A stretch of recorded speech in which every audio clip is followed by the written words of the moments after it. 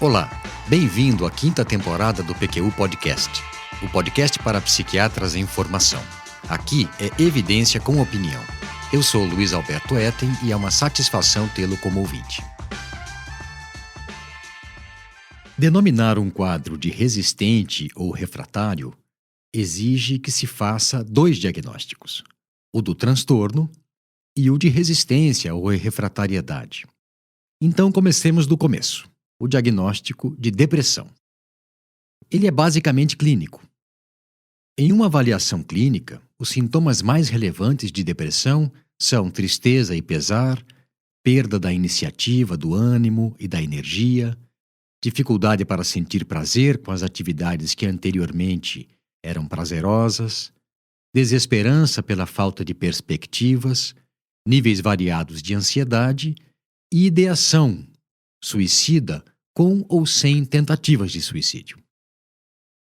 Outras manifestações menos significativas, mas frequentes, são lentificação psicomotora, do pensamento, da fala e dos gestos, prejuízo da capacidade de concentração, sentimento de culpa e de vergonha, diminuição da autoestima, autorrecriminação exagerada, alterações do sono e do apetite, mais frequentemente diminuição de ambos, e sintomas físicos variados, usualmente sensação de fraqueza nas pernas, de dores difusas e constipação intestinal de intensidade variável. Exames complementares são úteis no diferencial com doenças que cursam com sintomas parecidos com os de depressão. O tratamento de primeira linha para os quadros depressivos moderados e graves é a base de antidepressivos. Na verdade, o que eu considero mais adequado é a terapia combinada, e inclusive eu apresentei um artigo clássico sobre esse assunto no episódio 16 do PQU Podcast. Mas para fins de diagnóstico de refratariedade, só se considera, como veremos, a resposta ao tratamento medicamentoso. A evolução com o tratamento de um episódio depressivo pode ser de resposta, alguma melhora nos ensaios clínicos, 50% de redução nos scores das escalas de avaliação, remissão, incompleta ou total, ou ausência de resposta, o que configuraria o primeiro passo no sentido de se considerar o quadro como resistente ou refratário. Aqui um parêntese. Eu prefiro chamar os casos, comumente denominados resistentes ou refratários, como sendo de difícil manejo. Conversamos, o Vinícius e eu, sobre esses conceitos no episódio 68 do PQU Podcast. Para facilitar a nossa comunicação e a sua escuta, entretanto, eu vou seguir falando depressão resistente ou refratária ao longo desse episódio. Antes de continuar, não custa relembrar que o PQU Podcast é uma iniciativa do Vinícius e minha, independente, com o intuito de compartilhar informações, evidências e opiniões sobre temas que consideramos relevantes para o psiquiatra em formação. Se gosta do nosso podcast, divulgue-o entre amigos e colegas. Muito bem, voltemos ao tema desse episódio: diagnóstico e tratamento de depressão refratária. O segundo passo no diagnóstico de um quadro de depressão refratária é a identificação da refratariedade, da resistência. O primeiro a usar esse termo, depressão resistente, foi Heinz Lehmann, à época chefe do Departamento de Psiquiatria da Universidade McGill, no Canadá, em 1974. A definição dele era curta e grossa, abre aspas, um estado depressivo patológico que não respondeu a tratamento medicamentoso sistemático com duração de 2 a 3 meses. Fecha aspas. Nesse mesmo artigo em que ele lança a ideia de depressão resistente, Lehmann explica que existiriam diferentes categorias de depressões resistentes: as devidas a tratamento inadequado, as relacionadas a vivências traumáticas, e ele usa como exemplo sobreviventes do Holocausto, e que hoje provavelmente seriam considerados quadros de transtorno de estresse pós-traumático, as depressões associadas à patologia cerebral, as associadas ao alcoolismo, as que acompanhavam problemas de vida insolúveis, como ele denominou, idade avançada, solidão, perda de status e doenças terminais, e, finalmente, os quadros depressivos de pacientes que tinham estrutura de personalidade depressiva ou predisposição constitucional para a depressão. As definições mais modernas de refratariedade, as que são utilizadas em diretrizes e algoritmos formulados por especialistas, em geral incluem número mínimo de tentativas terapêuticas, adequadas em termos de dose e duração, e bem toleradas, o mecanismo de ação primário do medicamento e a verificação empírica de resposta incompleta ou insuficiente. Um exemplo? Pois não. A definição do Programa de Residência em Psiquiatria de Harvard, publicada em 2019. Abre aspas.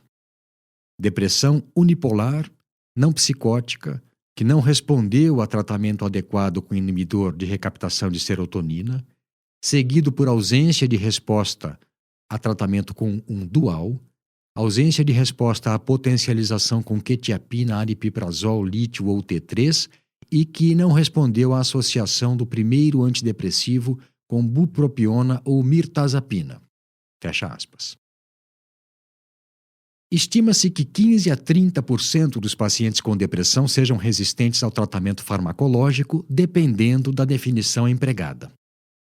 As porcentagens maiores relatadas em alguns estudos se devem ao fato deles não fazerem distinção entre os diversos tipos de depressão resistente e utilizarem um critério diagnóstico mais abrangente. Comumente, na prática clínica, a depressão refratária é a que não responde a 2 tratamentos medicamentosos bem realizados, adequados em termos de dose e duração. Mas tem um detalhe. Quem fez os tratamentos que não deram resultado? Você? Se for esse o caso, você teria ali uma noção precisa de quais foram os tratamentos e qual foi a evolução que o paciente teve em resposta a esse ou aquele medicamento utilizado. Foi um colega psiquiatra próximo? Aí ainda é possível tentar contato com ele e esclarecer algumas dúvidas. Foi outro psiquiatra? Foi um médico de outra especialidade? Aí já fica mais difícil caracterizar cada um dos tratamentos ou das tentativas anteriores, e a principal fonte de informação são a memória e resquícios de tratamentos realizados anteriormente, anotações, bulas, caixas de medicamento, prescrições antigas.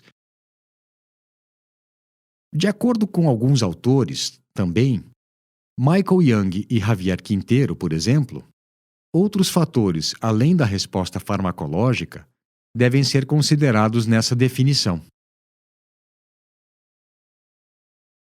Eles propõem 5 categorias de fatores. Os primeiros seriam os fatores intrínsecos, e eles teriam a ver estritamente com o transtorno, com a natureza do transtorno e com a sua capacidade intrínseca de causar dano ou alteração permanente na personalidade após a remissão dos sintomas agudos. Eles englobam aqui também subtipos sintomatológicos e dados constitucionais relacionados com pior evolução do quadro. A segunda categoria seria o de fatores metodológicos, que interferem na pesquisa científica como consequência do reducionismo metodológico necessário para a pesquisa, a definição de técnicas, protocolos, escalas de avaliação e objetivos terapêuticos, mas também na prática clínica, pelo modo como o problema clínico é formulado.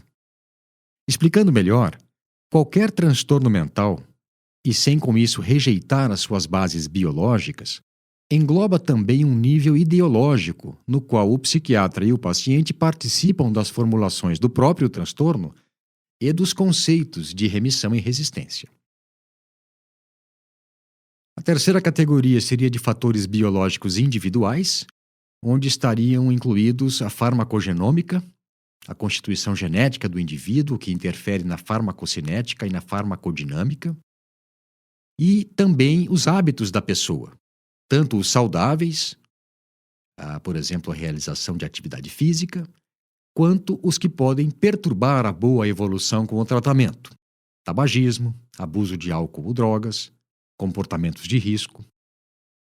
Também aqui estão incluídos o uso concomitante de outros medicamentos que interferem no efeito terapêutico dos psicotrópicos e das psicoterapias, e a comorbidade com outras doenças: câncer, diabetes, hipertensão arterial, obesidade, apneia do sono, etc.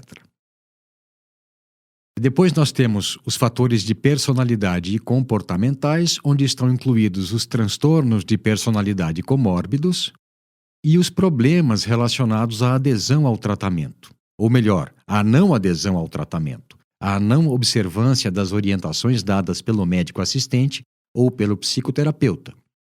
Comportamento que é a via final comum de diversos fatores causais, que vão desde ignorância, passando por falhas de comunicação e mal-entendidos, até má vontade, falta de colaboração proposital ou relacionada à atitude passivo-agressiva. E por último, nós teríamos os fatores familiares e sociais. E aqui é bom que se saiba, não se fala de família somente em termos de antecedentes familiares, mas sim também em termos de estrutura e dinâmica familiar. Os fatores sociais incluem demografia, condições socioeconômicas, questões culturais, incluindo as religiosas, e o nível de funcionamento pré-mórbido.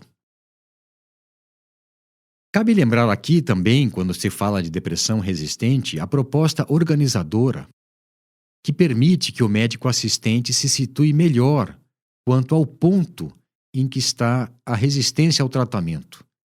Ela foi proposta por Rouet e colaboradores em 2012, publicado no Journal of Affective Disorders. Com relação ao estadiamento da refratariedade, eles sugeriram o seguinte: estágio 0, sem história de insucesso terapêutico. 1. Ausência de resposta a um ensaio terapêutico adequado. 2. Ausência de resposta a 2 ensaios terapêuticos adequados. 3. Insucesso com 3 ou mais ensaios terapêuticos adequados. 4. Ausência de resposta em 3 ou mais ensaios terapêuticos adequados, incluindo ao menos um ensaio terapêutico com combinação ou potencialização de tratamento. O estadiamento diagnóstico, aliás, é muito utilizado em outras áreas da medicina, em oncologia, radiologia, cardiologia. E de acordo com essa proposta, a definição de refratariedade de Lehmann seria de estágio 1, a de Harvard, estágio 4, e a que comumente empregamos na prática clínica, estágio 2. Uma vez feito o diagnóstico diferencial de refratariedade, pode-se chegar à depressão refratária pura, devida a fatores intrínsecos do transtorno e a fatores individuais biológicos da pessoa. Em geral, esses casos têm um curso crônico e os pacientes, ao longo do segmento ou quando chegam para o primeiro atendimento depois de vários insucessos terapêuticos, estão desmoralizados, com o moral abatido, desmotivados, descrentes e cheios de dúvidas.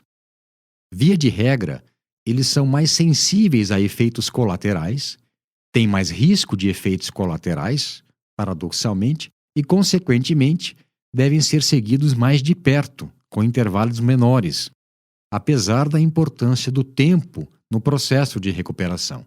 São pacientes que se recuperam mais devagar. Passemos agora ao tratamento farmacológico das depressões resistentes. Faz parte da prática clínica cotidiana lidar com o insucesso terapêutico.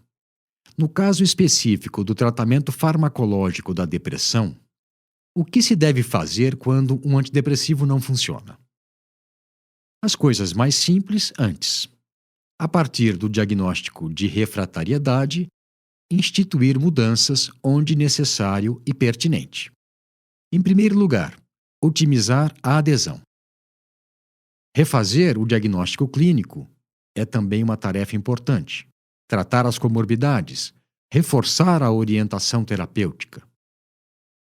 Garantir a qualidade da medicação, ajustar a dosagem e a posologia e modificar o esquema terapêutico. Com relação a essa última providência, mexer no esquema terapêutico, qual o melhor passo seguinte quando o antidepressivo não está proporcionando o resultado esperado? São basicamente 4 as possibilidades: ajustar a dose do antidepressivo utilizado, mudar de antidepressivo, associar outro antidepressivo ao que está sendo usado ou tentar alguma forma de potencialização. E qual delas é a melhor? Não há resposta definitiva e certa para essa pergunta.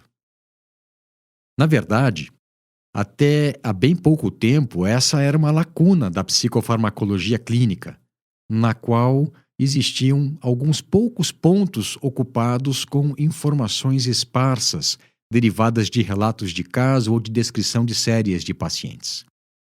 Foi com a intenção explícita de preencher esse vazio e subsidiar decisões durante o acompanhamento clínico de pacientes com depressão que foi planejado o STAR-D, cuja tradução livre seria Alternativas Sequenciais de Tratamento para Aliviar a Depressão, e que foi descrito em detalhes no episódio 18 do PQU Podcast. Do ponto de vista clínico, a mudança para outro antidepressivo se justifica em caso de ausência de resposta ou intolerância aos efeitos colaterais do tratamento em curso. Do contrário, se houver alguma resposta, o mais sensato seria ajustar a dose e partir para a associação com outro antidepressivo ou potencialização do efeito antidepressivo do primeiro medicamento. A ideia diante de paciente com depressão de difícil manejo é fazer o que for possível para ele melhorar sem colocar em risco o resultado terapêutico parcial já obtido. O que temos na literatura? Que quando um inibidor de recaptura de serotonina não funciona, vale a pena mudar para a venlafaxina. Só ela foi testada, mas é de se pensar que a desvenlafaxina e a duloxetina também funcionariam por extensão, por extrapolação de dados. E também existem dados de literatura validando a substituição por outro inibidor de recaptura de serotonina por um antidepressivo tricíclico ou por bupropiona. Quando o primeiro tratamento é um dual e ele não funciona, pode-se mudar para outro dual, para um inibidor de recaptura de serotonina ou para um tricíclico. E quando um tricíclico não funciona, as alternativas são um inibidor de recaptura de serotonina e um dual. De maneira geral, a combinação de antidepressivos bem feita é mais eficiente do que o uso de qualquer um deles isoladamente em casos de depressão resistente ao tratamento. Eu fiz uma revisão extensa de combinações de medicamentos antidepressivos que foram avaliados em casos de depressão refratária em ensaios clínicos com resultados positivos. Nós teríamos inibidor de recaptura de serotonina com bupropiona, inibidor de recaptura de serotonina com mirtazapina, inibidor de recaptura de serotonina com tricíclico, venlafaxina mais mirtazapina e fluoxetina mais nortriptilina. Eu acrescentei nessa lista os resultados de um estudo aberto avaliando o efeito da combinação de amitriptilina com tranilcipromina, um IMAL, porque ele revelou bons resultados em pacientes com depressão refratária, inclusive submetidos à eletroconvulsoterapia. As referências dos artigos que eu citei aqui nesse episódio estão na aba correspondente a ele no nosso site, www.pqpodcast.com.br. Em termos de potencialização de antidepressivos, temos como primeira linha lítio, T3, testado só com tricíclico, quetiapina, aripiprazol, olanzapina e risperidona. Outras possibilidades com evidências positivas mais ou menos fortes são o metilfolato, que é um precursor de monoaminas, o pramipexole, um agonista dopaminérgico, o celecoxib, um anti-inflamatório não esteroide, e a minociclidina, um antibiótico da família das tetraciclinas. Algumas palavras sobre a testagem farmacogenética, que foi objeto do episódio 22 do PQU Podcast, em que o Vinícius fez uma excelente revisão sobre o tema. Para não me alongar muito, eu diria que se trata, então, do estudo de como a variabilidade genética, a codificação genética do indivíduo, herdada, contida no seu DNA e que se expressa na dependência da interação com o meio ambiente, interfere na resposta farmacológica. É uma abordagem que permite a estimativa de resposta terapêutica e a ocorrência de efeitos colaterais por marcadores genéticos relacionados com farmacodinâmica e farmacocinética. Identifica também a predisposição para interações medicamentosas entre medicamentos, entre o medicamento e a constituição genética e a interação tripla entre medicamentos e a constituição genética. Com boa vontade, eu diria que ela estaria indicada em casos refratários, polimedicados e em idosos. Eu digo isso porque o custo é limitante e, mesmo que não fosse, a sua precisão ainda precisa melhorar. Eu não vou falar nesse episódio sobre o uso de cetamina e escetamina em casos de depressão refratária, porque, dada a relevância desse tema e do interesse que tem despertado, ele será abordado em outro episódio que proximamente será publicado aqui no PQU Podcast. Mas eu vou relatar um caso clínico ilustrativo que, de maneira torta, engloba um pouco de cada tópico que eu descrevi até aqui. Trata-se de Ana, 29 anos, casada, publicitária. Ela me foi encaminhada pela psicóloga que a acompanhava desde muito jovem, quando tinha 17 anos. Então, eu a conheci quando ela tinha 17 anos. Durante anos, ela fez seguimento conjunto conosco. O meu diagnóstico, desde que eu a conheci, foi de distimia, transtorno de pânico e transtorno de personalidade a esclarecer. Ela remitiu do quadro de depressão e de ansiedade com escitalopram e psicoterapia. Terminou a faculdade, começou a namorar, iniciou-se na atividade profissional, mas em um momento difícil da vida tentou suicídio ingerindo medicamentos que tinha em casa. Já havia parado de tomar a medicação por conta própria, mas seguia com a psicoterapia. E por isso, novamente, a psicóloga pediu que ela me procurasse para uma reavaliação e novamente foi instituído um tratamento com o qual ela remitiu do episódio depressivo moderado e o tratamento à base de duloxetina e psicoterapia. Depois disso, na vigência do tratamento, ela se casou, mudou de cidade e, por dificuldades de adaptação, novamente tentou suicídio ingerindo medicamentos. Quando isso aconteceu, ela já não morava mais aqui e não mais fazia seguimento comigo. Foi atendida por um colega que a tratou com amisulprida, até 100 mg por dia, sem grande resposta, motivo pelo qual ele solicitou testagem farmacogenética. Com base nos resultados dessa testagem, prescreveram para ela, de uma só vez, amitriptilina 25 mg por dia, lurazidona 20 mg por dia, lamotrigina 50 mg por dia, trazodona 50 mg por dia, fluvoxamina 50 mg por dia e metilfolato 20 mg por dia. Porque disseram que, pelo que foi informado no teste, ela seria mais sensível a esses medicamentos, por isso poderiam utilizar doses tão baixas. Como ela não melhorou com esse esquema, que segundo lhe disseram seria o melhor para ela, ela foi diagnosticada como portadora de uma depressão refratária. E aí começou o seu martírio. Recomendaram cetamina EV. O que aconteceu? Nada de extraordinário, para quem conhece um pouco do assunto, mas que para ela foi muito traumático. Na primeira sessão, ela apresentou sintomas dissociativos leves, despersonalização principalmente, comuns com a cetamina. Mas como ela não havia sido prevenida dessa ocorrência, e porque havia tido um transtorno de pânico no passado, a coisa evoluiu para crises de ansiedade, que por sua vez foram se repetindo tudo isso durante a infusão de cetamina. Crises de ansiedade que, num espiral crescente, evoluíram para um quadro dissociativo grave, que fez com que ela fosse hospitalizada. Ela ficou 12 dias internada e voltou para a casa dos pais, de onde havia saído havia 2 anos. Quando a reencontrei, ela estava supermedicada, sedada e completamente desmoralizada, no sentido de abatimento do moral.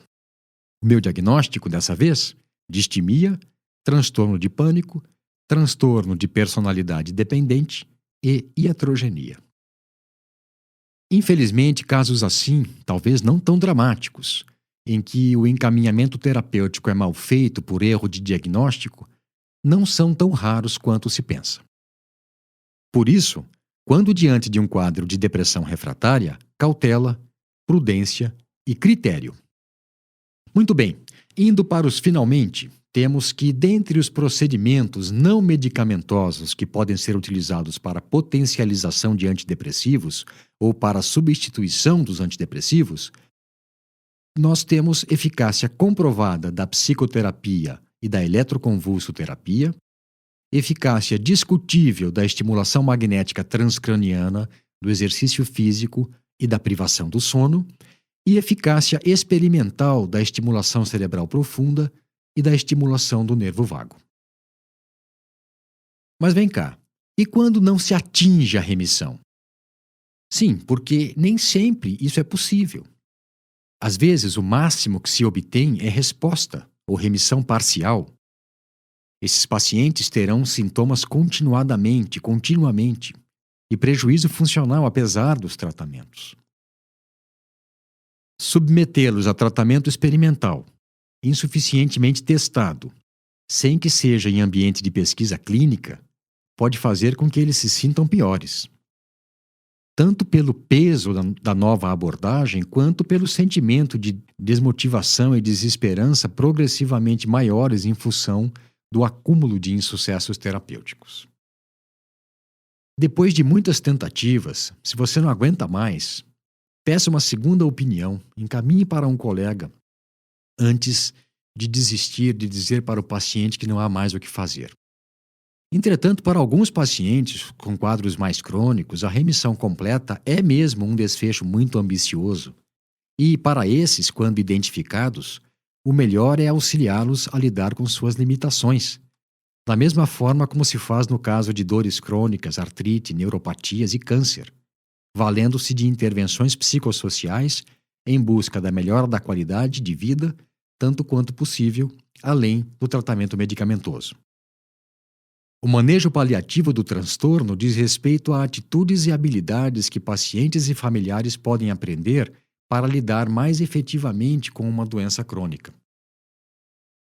Auxilia-os a estabelecer expectativas realistas quanto à evolução do quadro, focar no bem-estar ao invés de nos sintomas do transtorno, se conscientizar da importância da adesão, ruim com a medicação, pior sem ela, criar, desenvolver e manter novos hábitos mais saudáveis, lidar com as sequelas emocionais da condição crônica e valorizar mais a qualidade de vida do que as manifestações da doença e as limitações que ela impõe.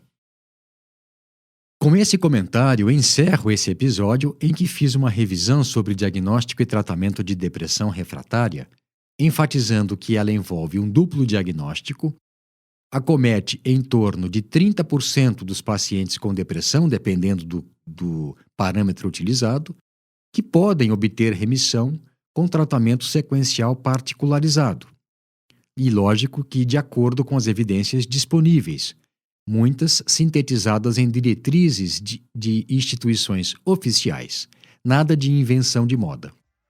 Em que também a associação com psicoterapia é um recurso válido e que, quando não houver resposta alguma, esses casos devem ser manejados com medidas paliativas. Um abraço e até a próxima. Siga o PQU Podcast no Facebook e no Instagram. Confira em nosso site www.pqpodcast.com.br todos os episódios já publicados com as respectivas referências e organizados por data, autor e sessão. O PQU Podcast agradece sua atenção.